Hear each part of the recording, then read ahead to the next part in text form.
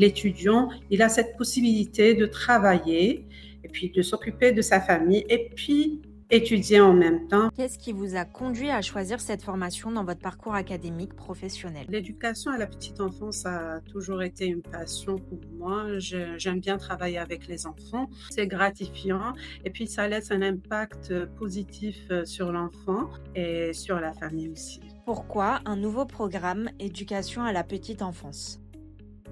Un nouveau programme à la petite enfance est très important. Pourquoi? Parce que, en fait, c'est pour répondre aux besoins évolutifs des enfants. Parce que ça change, ça évolue. Donc, il faut faire face à cette réalité et puis il faut développer des concepts, faire une autre approche aussi et prendre en considération les communautés francophones, la réalité des communautés francophones et bien sûr les approches autochtones. Quels sont les principaux avantages du nouveau programme éducation à la petite enfance selon votre expérience en tant qu'enseignante? Je trouve le nouveau programme très, très intéressant et puis c'est très flexible, riche en ressources. La plateforme qui a été déjà conçue, elle est facile à manier et puis sur le plan technologie, c'est bien avancé. Et puis le contenu, il est riche. Je trouve il y a plus d'interaction, plus d'évaluation, que ça soit formative et sommative. Donc l'étudiant a la possibilité de développer plus de compétences et plus de connaissances. Quels sont les principaux objectifs du nouveau programme éducation à la petite enfance?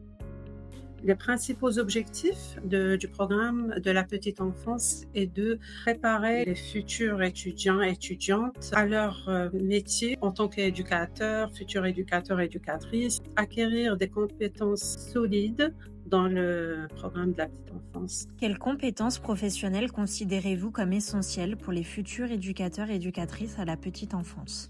Les compétences essentielles que doivent avoir les futures éducatrices et éducateurs, c'est vraiment avoir une connaissance solide du développement de l'enfant, connaître bien sûr l'éthique et puis le code de déontologie, et puis être capable dans le futur de développer, de concevoir des activités pédagogiques stimulantes pour les enfants. Quels sont les défis les plus courants auxquels sont confrontés les nouvelles éducateurs et éducatrices à la petite enfance et comment les préparez-vous à les surmonter?